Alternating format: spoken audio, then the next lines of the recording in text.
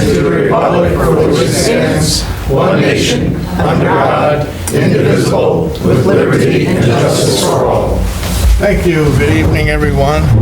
I have up here COVID test kits.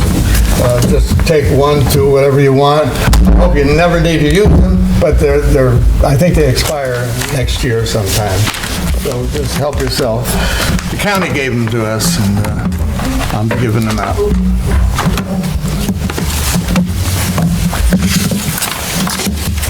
I'm going to go a little off the agenda. I'm sure no one minds.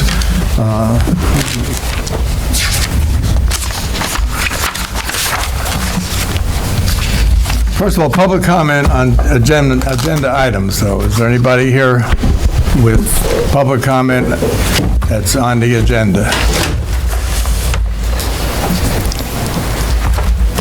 Okay, if not, I have, under communications, I have a letter from Gary Boyce. I, Gary Boyce, resign my position with the Town of Highlands effective 8 p.m. March 11, 2024.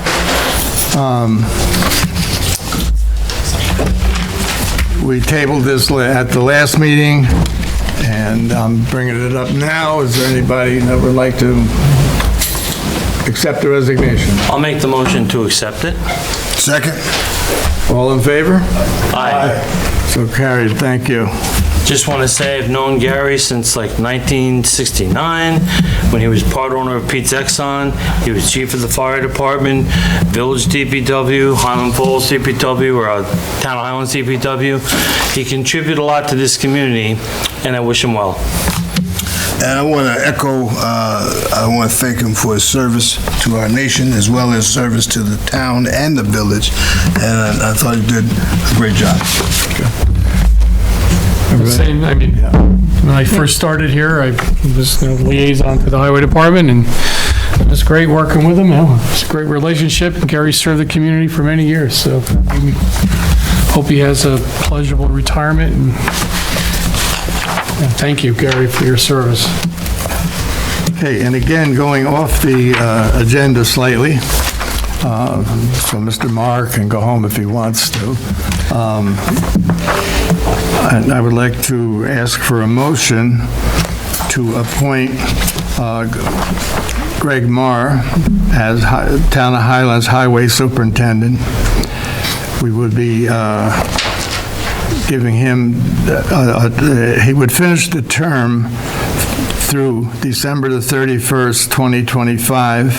His salary would be $90,000. Although he will not be in the union, we're going to allow him to benefit with the union's leave, sick leave, personal leave, medical insurance, and retirement benefits as they're currently applied. So do I have a motion to appoint? Motion. Second. Before we go, all in favor? And he will be on a 1-year probation. All in favor? Aye. Gary, welcome aboard, even though you've been with us 100 years. Great. Wow. Thank you, everybody. I'm not going to say nothing no more. And Bob, I just want to say, if Greg chooses to leave, that's great. Everybody that's in here that has something to say, I think Greg has already been there and knows about it. So whether it's Mr. Provan, Mr. Cassidy, Greg is familiar with all the stuff that's going on. Okay, well, I'll tell you what we'll do then. While you and Greg are here, Mr. Cassidy, you're here for a reason? Yes. Yes, okay. Well, I'm here because of the July flooding and all the flooding since then. We have a situation where we have a piping coming from Dew Road that has several holes in it, and it's not functioning properly, and it should be replaced. And there's other issues about that same piping that I believe should be addressed. I'm not an engineer, but there's obvious problems with it when the catch basin just prior to it going down the stream, down to the river or whatever, it's appears to be a foot or more higher than the topographical area before it. So I was there with one of the town employees, and we lifted the manhole over and we looked at it, and you could see it's not functioning properly. It's so definitely a problem. And what happens is the water backflows and it comes back in to the road area. Also comes back into my drainage around the house. So I do believe that this should be addressed as soon as possible. This is, I believe, is this FEMA project? Because as far as my home, during the July flood, I had 5 feet of water in my basement, which I haven't had. I've been living here for 60 years, never had a situation like that. I might have had a little water down there, but nothing like this. And I lost my furnace, washer, dryer, refrigeration, all the tools I had down there, considerably, everything was totally damaged. So I understand FEMA doesn't cover you for that. Insurance doesn't want anything to do with it.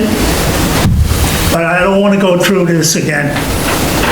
So I think it should be addressed as soon as possible.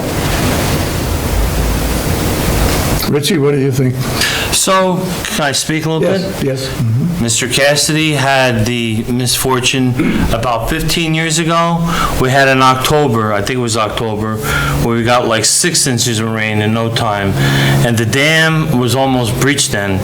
And I don't know if we got water at that, but at that time, I believe, there was a project to get rid of seaweed using Chinese carp. One of the conditions was they had to be sterile, and they couldn't get into the Hudson. So behind Mr. Cassidy's house, it might have been Greg, Tony, I'm not sure, there was a cage on that pipe to prevent the fish from going into the Hudson, and it backed up. So they went down with the town backhoe, they yanked that cage out of there to let the water flow. So at that time, the outflow from Garrison Pond went right down Drew Road, made a hard 90 in front of Mr. Cassidy's house, and his driveway is deep, and it went right through his driveway, sort of into the Silvestri property. Since that time, the dam has been redone. They put in a 42-inch pipe. Everybody has the FEMA videos I sent out about that whole thing down there.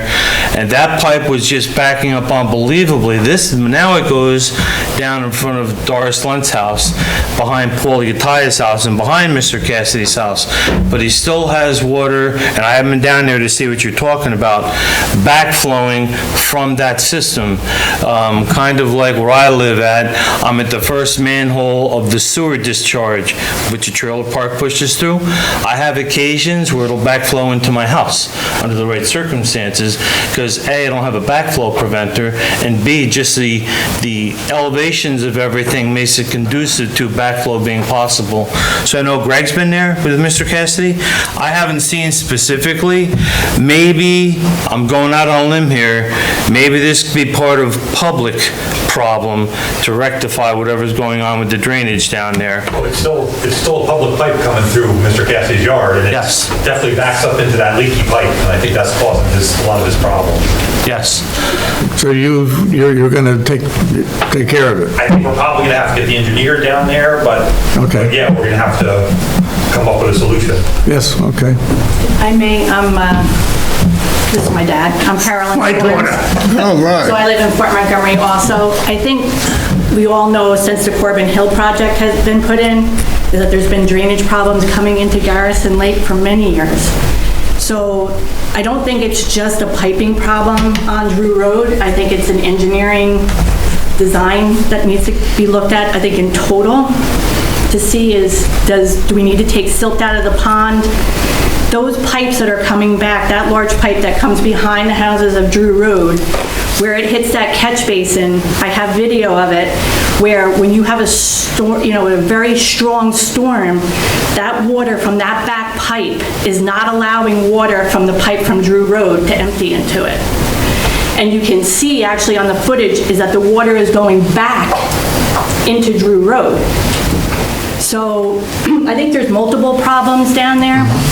And I think it kind of warrants to look at the whole entire system and to see what are the main things that have to be addressed. If there is FEMA money and we need to look at the infrastructure, maybe that would be a way that we could use that money.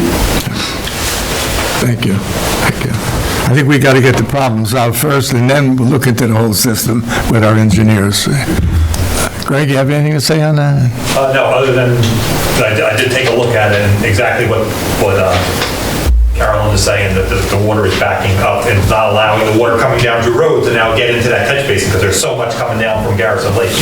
And Gary had looked at it also, and he had mentioned to me his possible solution was to run the pipe that comes down Drew Road, not connected to the catch basin, run it directly into the stream, which may alleviate a lot of... Have them not interconnected, in other words. Correct. Water's definitely coming back up it right now. I'm gonna get myself in a little trouble here with Carolyn.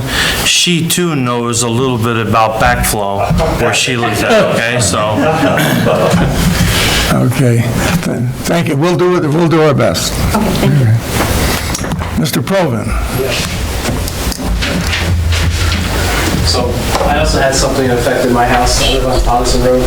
I also front onto Dock Road. And obviously that gigantic sinkhole that everybody saw on Dock Road was literally right in front of my house. My house was disconnected from the public sewer system for several days. When it got reconnected, the people from TAM came and put everything back together. They put the road back together. And on Sunday, October 1st, the pipe was originally repaired on July 13th. I had a video or I had pictures of it repaired. And on Sunday, October 1st, I had the sewer back up into my house because the pipe where my house connected underneath Dock Road got crushed. And over the course of several months, the water backfilled up about 50 feet up a 3-inch pipe all the way to my house and overflowed out the toilet. And minor damage to my kitchen floor. And I talked to Mr. Sullivan, I talked to Mr. Moore. Mr. Moore was there on that Sunday night to assess the situation. And I was just hoping that we could do something about repairing my floor in my house, because it wasn't my fault. It wasn't me backing up the toilet. It was underneath the public part of the road. It wasn't on my property where everything got broken, but it was from the repair being broken. And I've tried to reach out to TAM to no avail, and I said I should just come up here and ask you guys what we could do going forward. I'm not looking to make any money on this. I literally just want to replace 16-foot by 9-foot floor in my kitchen that's warped from the flood. Thank you, Jeff. The rest of the board may not know this, so your incident happened about a month after the initial repair. It was in early September. You called me, I think, on the Sunday. October 1st was the date that the water backed up. Okay, October 1st, okay. Greg came down on a Sunday. They came and repaired it a few days later. And since that time, Mr. Provan has asked me to contact TAM, which I have ad nauseum, including speaking to the owner. He actually called me. I called out there today, I won't say his name with the television on, to their point person and said that you would be coming here tonight, and all we asked them to do was to contact you, they have your data for discussion. That's why Mr. Provan's here tonight. So I did my part, so did everybody else. TAM didn't get back to you, and that's where we're at. And the town did, when initially, not submit, but they did open a claim, what I call that. We contacted our insurance insurance company about this issue, and it was going to be decided, is it TAM or is it us? So they need to be involved in the discussion in order to resolve that.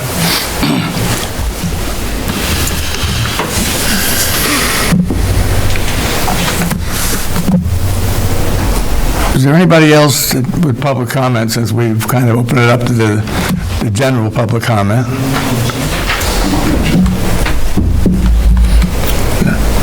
No, okay. Approval of previous minutes. I need a motion to... Motion? Second. All in favor? Aye. So carried. Financial reports, I transferred $103,018 from the consolidated account to the paying account. Big items were $43,938 to Lease Servicing Center. That's for one of our leases on the police car, is it, Kelly? Sanitation. Sanitation lease, okay. Rockland County Solid Waste, $13,828. Legal expenses, $9,771. Expanded supply products, $4,832. And Beacon Recycling, $3,956. Any questions on that? No questions? No questions. No. Board liaison reports, Councilwoman Sporbit. Thank you. So, I had reports, no new ambulance corps reports since the last meeting. The zoning board did not hold their meeting in March because there were no agenda items. Consolidated Planning Board did some more work with the folks on Dock Road who want to renovate the house that's there on Dock, and those discussions continue. So that's it for reports, but Community Connections, so of course I'm hype man for a couple of different groups. Community Connections has some ongoing events Saturday mornings there at James I. O'Neill. And they also are doing the sensory garden outside the senior center. Joe and I went down there today because Orange and Rockland Utilities, their natural resources program, wants to incorporate and increase biodiversity into that garden. So they have proposed to bring in materials, work, involve the high school potentially, their, what do you call them? Environmental club. Sorry, my brain stopped for a minute there. Environmental club, and work on that. Second is just to mention Second Chances this Thursday, 28 March, at the Hudson Highlands United Methodist Mission Center at 316 Main Street. That's a place for those with brain injuries, their families, other people who support, to share stories and have a place to talk. And also, as always, Happy Brain Day, the second Happy Brain Day, will be at the same place, April 27th, from noon to 4 p.m. And I think that's all I have to hype today. So, thank you. I guess I can do another solid 5 minutes while they... Sally, do you have someone you wanted to introduce us to? This is my buddy, I guess that's you. Yeah, I don't know if I was on the agenda, so I don't know the way you guys do things. No, stand up to the microphone, introduce yourself. Hi. And tell us why you're here, and if you remember, I sent you an email asking you to do a certain thing. Yep, I got you. My name is Frankie Wright. I am not new to the community. I grew up in Cornwall, but I am the new drug and alcohol prevention specialist for the Highland Falls Fort Montgomery Central School District. In that position, it's also community-based also. It's not just directed inside the schools. The reason I am here is because I feel like in my title is prevention, and I feel like I wouldn't be doing my job if I didn't address the town board about two things. One is there's a substance that is being sold in local businesses in the area, and it's called Kratom, Kratom. It is currently, and I'm not texting, I have notes on my phone, so I don't want anyone to think I'm being rude. So it is currently legal, if you will, in New York. It is not monitored or anything by the CDC or the FDA. It is currently outlawed in Alabama, Arkansas, Indiana, Rhode Island, Vermont, and Wisconsin. So it is illegal in some states, but not in this state. I don't want to waste everybody's time and give you stats, but I can tell you that it is addictive. You can get withdrawal symptoms once you do get addicted. And more of my fear is the sale of it to minors in this area. If adults want to make their choices, that's fine.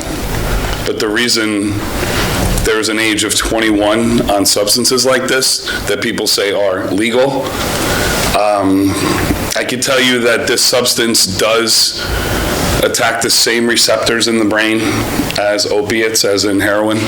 It's not as severe. I'm not going to stand up here and tell you that heroin's being legally sold, but what I am going to tell you is it very well could lead to other substances. And that is my fear for the young kids of this area. I can snowball that into, I'm very well connected with the teenagers now in this area on this subject. And reports are getting to me. I'm not going to say there's evidence or anything like that, but reports are getting to me that there is quite a lot of underage sales of tobacco products, vaping products, marijuana products, and pretty much everything under the sun that you're supposed to be 21 years of age. And so, like I said, the reason I'm here is because I feel like I wouldn't be doing my job as a prevention specialist without making everyone aware of what's going on and the knowledge of these subjects. That's really it. I mean, I'm just here to give the information to make everyone aware, and if we could all possibly work together to help, especially the youth around here, then I'm here at your, like, whatever you need me for. My job may be school hours, but I can tell you right now that I'll work around the clock to help the kids of this area. So I just wanted to make you aware of this substance and the things that are going on and how the kids are obtaining it. And if we could all work together to maybe get a stop to that, I would very much appreciate that. Thank you. Thank you. Frankie, can I ask? Yeah. Bring it on. Bring it on. Yeah. I love questions. So how do you take this and where, so do you find it like on the counter at the Gulf station? So I can promise you, you all see it every day. Okay. It's in gas stations, literally right at the counter. I mean, I have pictures of it if you guys want to see. And then how do you take it? There's two ways. It comes in a very fine powder, so it's a plant that is grown in Southeast Asia, particularly Malaysia and Indonesia. It is ground up into a fine powder, and it's sometimes mixed into a tea, or the way they're selling it most commonly now is in dissolvable capsules. So you just swallow the capsules, it dissolves, and it's in your system. Okay. I have the same question. And there's also a progression. There's also a progression to it too. Like you build up a tolerance. Sure. So it says take like 2, which is around like 2 to 5 milligrams. And that it'll give you like a little bit of a buzz, but that doesn't last forever. And then eventually you'll be taking 4, 5, 10. And then there's even been reports of something called kratom addictive disorder. And there's also been reports of psychosis, and not many, so because I don't like to make extremes, but there has been reported overdose of this substance alone. Very minor, but I feel like the word prevention, if the numbers are not high now, let's keep them that way until the numbers do get high. But they're in every gas station. It says like Mangda or Indo. You see it every day, but no one knows what it is. So that's what I'm here for, to tell you what it is. Is it supposed to be only sold to 21 and older? 21 and over in New York State, yes. in the gas station, if they got it on the counter, they can only sell it to somebody 21-year-old. Supposed to, yes. Yeah, Yep, supposed to. absolutely. Any other questions from anybody? It's frightening, yeah. I've seen you on the school board site, so I'm familiar with it. Thank you.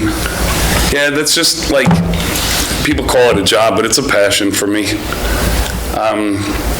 I won't waste all your time, but I wish I had somebody like me or the people that do what I do when I was in high school.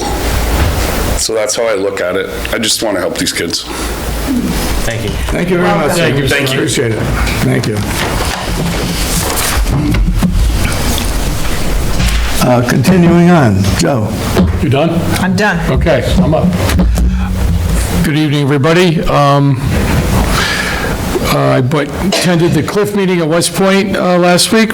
Pretty mellow, you know, they're just dealing with their infrastructure problems as always. I believe the cadets are on spring break this week, so that's why it's a little extra quiet around here. But in the process of the Cliff meeting, a woman there spoke up, and I'm sorry I don't have her name in front of me, but she is producing and bringing a play, well, it's a play, it's a reading of a play to O'Neill High School on April 25th, and it's called In Between. And it's by Amy Upcraft and the members of the Heart to Script Writing Group. And it's featuring stories about Vietnam vets. I'm going to read this quick. What? In between, so much of a military spouse's life is lived in the in-between. In between moves, in between homes, in between schools, in between careers, in between deployments, training, just the in-between. And how does a military spouse piece together a real, authentic life from all of the in-between? And I'm sorry, I stated it as a Vietnam thing. It's not. It's about the wives of people that are stuck back home, many of these cases. Anyway, they're doing a reading. It's going to be up at O'Neill High School on April 25th at 6 p.m. I'm sure there'll be more announcements of it in the next coming weeks. It sounded really interesting. So again, that was gathered from, that was nice meeting the lady that's bringing that around at the Cliff. On Parks and Rec, I'm just going to read Aaron's post. He goes, with school out for spring break, which is now this week, we wanted to try something different in lieu of our traditional open gym days at the Highland Falls Intermediate School. So we're going to try open gym at the park, weather permitting. They will set up activities, games like kickball, wiffle ball, basketball, dodgeball, etc., with music for entertainment. Times and the exact days will be announced soon. Well, it's this week. I did not talk to Aaron about the exact times, but does anybody know the information? MJ, I always look to you. I think it's tomorrow, Tuesday, Wednesday, Thursday, 11 to maybe 1. Okay, so Tuesday, Wednesday, Thursday, 11 to 1, up at Roe Park. What's that? At Roe Park. At Roe Park. MJ's going to confirm that in 1 second. Thank you very much. The other thing Aaron has going is the volleyball skills camp at the middle school. And that's happening, again, Tuesday and this Thursday of this week from 10 to 11:30 at the James I. O'Neill Gym. It is for 7th and 8th graders. And you can email Coach Lonergan to register. And you can find her at Kellyanne, KELLEYANNE .Lonergan, LONERGAN at HFFMCSD.org. You can find that on their website. Thank you, NJ. I was wrong, 10 to 2. 10 to 2, and again, Tuesday, Wednesday, and Thursday this week for the open gym in the park. Again, this week, Tuesday, Wednesday, Thursday from 10 to 2. And on the final note, and I was a little distracted, I'm sorry, in between things, because we started out, as 2 weeks ago, we had a few gremlins with our live streaming.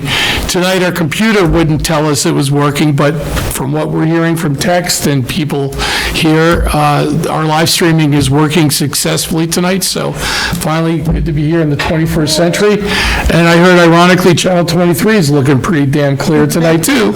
So that figures. It doesn't want to give up. So with, again, be getting little gremlins, but it seems to be nothing. So we're out there on the World Wide Web, and if it's successful all night too, we'll be sharing our technology discoveries with the village, and hopefully they'll be joining us in their meetings, live streaming. That's it. Thank you. Councilman Sullivan. My turn, okay. All right. So with the building department, I don't have much to talk about. I spent time with Phil and Gabby today. I know the ZBA didn't meet, and Nancy's tending to that anyway. I know the planning board was late, and if it's something near the lake, I'll go. If it's not near the lake, then Nancy can go, and I'm glad that she does. I talked last meeting about the zoning maps, and this has been going on for a long time. I wish I had more time, and I'm not complaining, but I kind of got bumped into a few more projects. I'll get back to that when I can. Fixing the zoning map first for Fort Montgomery, because there's two of them. There's two areas where there's a lack of clarity, and we will fix that, and I think the board will have to approve it. Maybe we can have it be digital, have the county sign off on it, and translate it into the written word if need be. 300 feet off the centerline 9W, whatever it needs to be to make that work. But that's not going to be for at least another month. In our water district, on the 25th day of this month so far, we've used 2.31 million gallons. We're averaging 84,000 gallons a day of consumption. Our new water tank bid was executed, and I think it's on the agenda for later tonight, so we'll talk about that then. With the highway, the RFPs for the cemetery grass cutting are circulating. There might be some local people putting in, so I'm not going to mention any numbers in front of that camera, but it's out there. The town board allotted a certain amount of money for that. Let's hope that that works out. And that'll free up Greg to do a lot of projects with his people, because we have 3 cemeteries, and Eagle Valley's not that bad. Peaceville's not that bad. Highland Union is a challenge. It looks like a meteor hit the place every time you go. Not that it looks bad because of us, just the design. Benny Havens probably wanted it that way. That's where he's at. So, let's see. On April, no, I'm back to the water. We have still 118 radio reads that have never been addressed, but we have the parts for them. We have the endpoints and whatever cellular for a, what do they call those kind of meters? A Newtonizing meter or something like that. I forget the word for it, for how the encoders read and send it to the endpoint. They have the parts. Out of the 102 cellular that weren't reading a year ago, I think I've seen between 12 and 16. It's fluctuating, but there's a couple of them being funny. That's no big deal. Greg's been involved with that. It'll be up to him if he feels he has the manpower to conquer that, along with all the other projects. He'll have my full support. April 20th, which is our Earth Day, will be the annual, I think it's annual, E-Waste Day in the municipal lot up here in Highland Falls from the hours of 8 to 12. Tiffany tells me she's going to be with the committee in the library, so Greg or somebody will be assigned up there to that. Last year, I think the truck showed up about an hour late. Everybody was a little bit nervous, but so that was a very successful program. I know Joey was kind of involved with it, so that's happening April the 20th, 8 in the morning till noontime in the municipal lot. Celine is here. I sent out an email, which I hope you got, and so we're not here to jive you or anything. It's the most important thing on my mind is to get that thing fixed. Greg knows about it. They've been trying. Not that they're fools or anything. Sometimes these repairs take a little time, and they don't always have a spare truck. The truck that I think is giving us trouble is a dead-end street truck, isn't it, Greg? So you have McCollum's Lane and Miles Lane, a ton of places where a regular truck isn't going to get to. They're working on it, and I hope by the next meeting to be able to give you, I'll buy you flowers if it's fixed, okay? I'll bring you flowers. Let's see here. On the sewer, aside from some excess flow from all the water, everything's been going pretty good. April 1 begins chlorination and dechlorination season. I spoke with Jimmy the other day. Everything is going pretty good down there. Gary was involved with doing something with the sludge. I don't understand if he was going to have a container built or use another truck. I don't know. Whatever's going on with, I think it's TAM, they'll put a load on, it's too much, you got to take half of it off and go back and put it back on. I think we're kind of getting that under control as time goes on. I think the bids are coming back. Thank you, Greg. Okay. With the FEMA thing, so I'm a little bit involved in that, and I'm glad to. They had a meeting last week that I had to Zoom in on. I couldn't be here in person. But last weekend, not this weekend, the weekend past, I spent a full day in the Central Services Building and at Brooks's Park, attaining linear footages and data to the tune.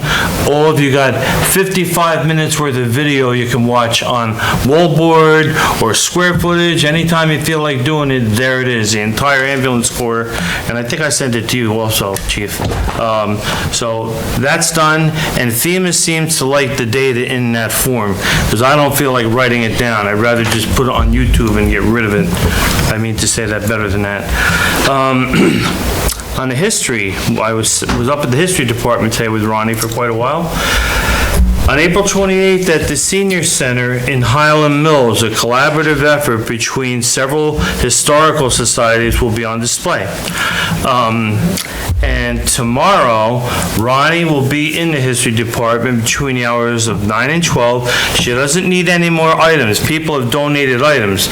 They're quite interesting to have in this collaborative effort on April 28th. She's inviting anybody, you can always go there in those hours, but anybody that might have input on, there's a tar bucket there. There's this one poster and an article that's rather interesting. Back when the government was taking this land, there were a lot of people that were not resistant to that effort. They were scared the United States military was going to pack their bags and move somewhere else. So they were actually cooperating with that effort. My family was involved in being thrown out of Cranberry Pond. I don't think my family was that happy, but there was an effort, a movement to not have the military academy move back at that time. So she has stuff like that on display. On June the 8th, there will be an open house by appointment at the Milk Bottle Museum in Highland Mills. Alex Persgintis, who's a prodigy, had a display here a year ago in the library of milk bottles. Quite interesting. Locally, I think it's the Pavlik family had a farm, and one of their relatives was there to talk about it. And he has a massive collection going back to 1840. That'll be on June the 8th, and I'll have more information on that as time goes on. And so, I do not like to talk about myself, but I have been asked a couple of times to present at these very nice local sit-in chats. I've done 3 of them. I've been asked to do another one on April the 3rd at the American Legion Hall, and it's kind of tough for me to give Pastor Agnes and Ann Molina, they want a title for it. So what I've done is I have all the ruins of the old tramway from the Forest of Dean mine and the railroad from the Forest of Dean mine, as well as where the Forest of Dean mine originated through Stillwell Dam, and also the Stony Lonesome area. Believe it or not, there's a mountain up there that has extensive railroads on it, and if you come to the presentation, I'll tell you what they are. That's it. Thank you, sir. Thank you. Councilman King, you have a report to give and some other things to give out. Absolutely. I won't be as long as my colleague, but it'll be very brief. So first, let me talk about this wonderful program that I visited last week over at the intermediate school. It's called Connect, C-O-N-N-E-C-T, all caps. It's an after-school program that many of you may be already familiar with. And if I didn't already say good evening, everyone, and good evening, everyone at home. But this program was really impressive to me. The fact that these children leave school and then they go for 3 hours to this program afterwards. They get a little break for recreation, they have a snack, and then they go into some classes to help reinforce what they've learned already in the school. And so it could be something they're having some challenges with, or it could be something they're just interested in. But the program essentially is sponsored by the AOG, the Association of Graduates. So they're paying for this program, funding it. And then they've hired Ms. Christine McDonald, who's doing a phenomenal job as the executive director. She has a staff over there of volunteers and some paid folks, and they really are putting a lot of energy and passion into this program. And the greatest news is it's free to the students of the community. So if you don't know about it, I would encourage you to look into that because a lot of great things are happening with that program. And then that segues into what my colleague, Councilman DeWitt, has said about our incredible recreation director who recognizes that there's spring break this week and then plugs in some programming so the kids can have something to do. You know, I was interested in just thinking about this. I'm saying, you know, folks want to bolt out for, if you're in college anyway, right? You think spring break, you're headed to the beach. But what happens when folks can't afford to go anywhere? What are their kids doing? Are they sitting in the house, or are they just running the streets? Well, guess what? I was at Roe Park today, and I saw the prelude to what he's going to do tomorrow. I saw kids playing basketball. I saw kids, I saw the soccer fields marked off in 3 different positions where so you can have 3 games going simultaneously. And I saw some young ladies over in another area doing their thing that they wanted to do. It was just a lot of, it's almost like, today was like, I don't know if the first day was last week, right, of spring, but today I saw a squirrel, I saw an eagle, and I saw a deer out on my walk. And then I saw these kids out and having a great time at Roe Park in Highlands Falls, New York. What a spring day, right? So keep up the great work, Aaron, and connect. And that being said, history, my colleague is a history buff. He goes all the way back to 1820 and beyond. I don't know how you do it, but you are an incredible resource to this community. Thank you so much for sharing that history. And so that being said, I'd like to share something about history too. We are in Women's History Month, the tail end, going down the home stretch. You got a couple more days to celebrate it. Last year we had a phenomenal program at the library. If you didn't go, you missed it. We had about 6 women identified as our heroes, and they gave great presentations, and it was a packed house. We can't replicate it this year. We came up short. So what we're going to do in lieu of that is recognize women history. In history, there were people named Susan B. Anthony, and there were people named Amelia Earhart, and people named Rosa Parks, and people named Harriet Tubman. And so they did great things, but in our community, we got people like Miss Avernice Reed, and we got people like Miss D. Marino, and we want to recognize them in Women's History Month as the heroes of the town of Highlands. So please, ladies, if you could join us here.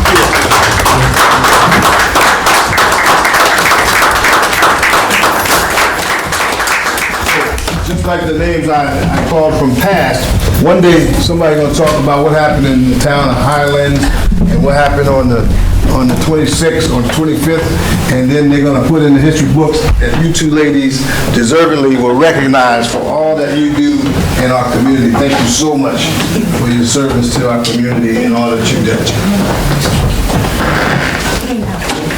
You deserve it, both of you, well deserved. One more round of applause.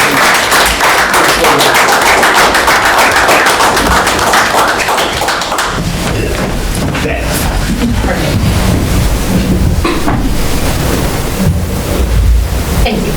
Keep up the great work. Thank you. I appreciate you. So that's it, Supervisor. Thank you, sir. Chief, do you have anything for us? Nothing other than the station repair is moving along. Good. Kelly, do you have anything? No. Justin? Do you No, sir. have anything? No, sir. Just to get it noted in the minutes, I have the MS4 operator certification form all signed and put together. Lankin Tully is doing our MS4 work, and just want that noted in the minutes.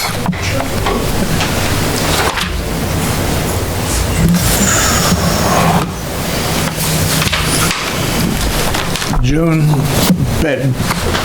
are you ready is this estimate is ready to go? Okay. I think we all have an estimate for the basement repairs. Yes. It's broken down to 3 different ways. The one she's got circled here is $19,300 by Mandowski Home Improvements. I'll ask for a motion to accept this estimate and to assign him to do the job. Motion. I'll second that. All in favor?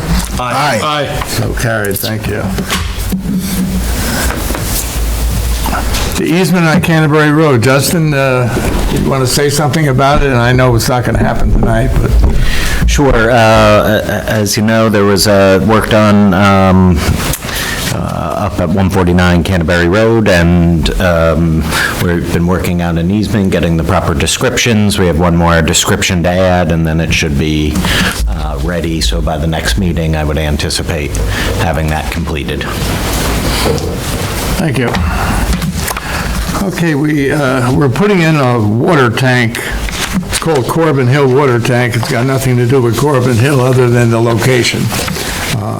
It's a water tank for our system. We put it out to bid. We opened the bids on March the 15th, and the bids are as follows, if I can say these numbers. Sunup bid $1,179,607. TAM bid $1,198,900. And Arnold Construction bid $1,365,670. The low bidder was Sunup. Our engineer took the bids home, went over them, and recommends that we accept the bid by Sunup at $1,179,607. Do I have a motion to accept the bid? I'll make the motion. Second. All in favor? Aye. Aye. So carried, thank you. I'm not sure when they're going to start working up there. Do you know by any chance? No, I do know the owner. That company's been sold recently. It's a good company. The owner's name is Mario. I'm working with his son. I can give you the skinny in a day or two if you want it. All right. And June, I guess you have to notify them that they're... Tomorrow, yes, thank you. General public comment. Anybody on anything? Dave? Juice. Tell everybody who you are. Hi, everyone. Dee Moreno, president of, sorry, I'm a little nervous now. Thanks, Ty. President of Town of Highlands Chamber of Commerce. I have a few things to note. First of all, the website is coming along, everyone, so we're hoping to make that announcement that it'll be up and running real soon. A few comments. ECUS, our 99th Assemblyman, had a award ceremony for extraordinary women in Orange County, or at least in our area, district area. And I just wanted to say congratulations, in case you didn't get to make it this Saturday, to Sally Dorsch, our Vice President, to Melanie Guerrero, a trustee for the village, and to Christine McDonald from AOG. So just wanted to put that out there in the universe in case you didn't make it. We want to thank them, those 3 wonderful women. Yes, they do a lot for our community, and, great job, ladies, and keep up the good work. That's all we can do, is just keep going forward and up. I wanted to mention this Saturday, Barnstormer is doing reservations for their bunny breakfast buffet, and if you can, please call Barnstormers directly to book your reservations anytime between 9 a.m. and 11. They're donating their proceeds to Family Fun Day, so if you can make it out there, we're also going to have the Easter Bunny make a special trip over there, so please be sure to look out for that. That's this Saturday. I did skip over one. This Wednesday, not very notable for, I guess, a lot of people, but in case anyone on the board, I mentioned this to the village. if anybody wanted to, Orange County Chambers Roundtable. They're doing a road show. Basically, they're going chamber to chamber, and they're discussing economic development in each town, and they're going to visit our town. So we'll be up and down. If anyone is interested in meeting us anywhere to say hi or to kind of hear anything, please let me know. They're going to be here this Wednesday. It is last minute, but I try to grab the most available spot, and that's the spot they gave us. So that should be interesting to seeing, having them come over the mountain and see our town and everything like that, and see what we can get as far as resources. What time is this roadshow? I think we're gonna, I think we'll start maybe at Town Hall, I'm not 100%, and it should be about 12 p.m. We'll either start here or end here. I'm trying to get confirmation tonight. She's been texting me back and forth, whether we're going to start at Thayer or, where we're going to start at. Because they're not here for that long, and they just kind of wanted to see certain things, and then we're going to sit and chat. So that's this Wednesday. Again, if you're interested, please let me know, because it's developing. Just wanted to put it out there also in the universe that we do have Family Fun Day coming up, a lot of different events that will help tie into that. So that's June 1st, 11 to 4. We also have Juneteenth weekend, which Ty will explain more, and that's going to be from June 14th to June 16th. Dancing Under the Stars, which is a chamber event. We finally confirmed a date. It's going to be July 5th. Because of the way 4th of July worked out this weekend, we didn't want to do it during the week, and a lot of people are still working, so we thought, have it on a Friday, right after 4th of July. A lot of people take that day off, so we're hoping to get a big crowd. TBD on the times on that. We're still working out what's the best times for that. And a couple of side notes also. 4th of July weekend, we just finished talking with the mayor, so it's going to be expanded from the weekend before, Saturday, June 29th. We're going to have June 30th, 4th of July, and then Under the Stars 7-5. So we're all going to participate in as many activities as possible, and we're going to see who else wants to do anything also, let's say for that Saturday, and we'll put that on the calendar as well. And on a side note, we did have this past Saturday, it was very rainy, we did have a Town of Highlands Youth fundraiser at the Highland Falls Library. The library got everyone free snacks, arts and crafts, and then the Town of Highlands Youth set up the inside of that room and did bunny pictures for donations. We didn't raise a lot, but it was very cute, and a lot of families did make it and make it through the rain for that, so we wanted to put that out there, that it was a very cute event. And we'll also have the Easter Bunny again. That's the one that's going to Barnstormers. So if you missed it Saturday, you got this Saturday coming up. And military banners, very important. Military banners is coming back into town. We will have the link up on our website, which is why we've been working so hard on the website. It's going to showcase, we're going to have sales anytime. We're hoping next week, I think, Sally, right? We're going to start maybe advertising it? Yes. So we want to have it starting to advertise ASAP and have them up and ready for Memorial Day weekend. So just to let everyone know, military banners are coming back. We're also going to have the art walk come back. We just finished our meeting with the mayor. We've got all the paperwork in. Artists in town, if you are interested in the art walk and you want to showcase anything that's 4 feet high and above, please contact anyone on the board, including myself, if you would like to showcase during the art walk. And it will be for the entire summer, I think up until October or November, depending on the weather. And I'm going to talk to Joe DeWitt a little bit more about the timing on the ending. Same thing with military banners. So again, if you wanted to participate in any of these events, please let anyone on the board know. We do try to work as closely as we can with the town and village board members as well. So if you can't get us, I'm sure someone can grab you guys, and you guys can send them over to us. And on a side note, because I own a small business here, Crafty D's Canvas, I just wanted to plug, I am doing 3 fundraisers, completely free and being donated between Juneteenth and the Town of Highlands Youth for Family Fun Day. And that's going to be May 18th. It's going to be brunch and brush at Grandma's Bagels, March 18th from 11 a.m. to 2 p.m. May 18th, you said? May, yep.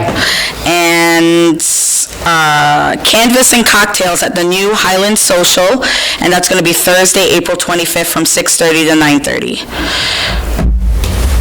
And we do have one more at the Hacienda and one more at Delicia's. We're working on the dates for their calendars. So if you can, help participate. It's 100% free. I'm donating all my services, all my supplies. It's just nice. It's going to be nice and fun. Since your chamber website's not up yet,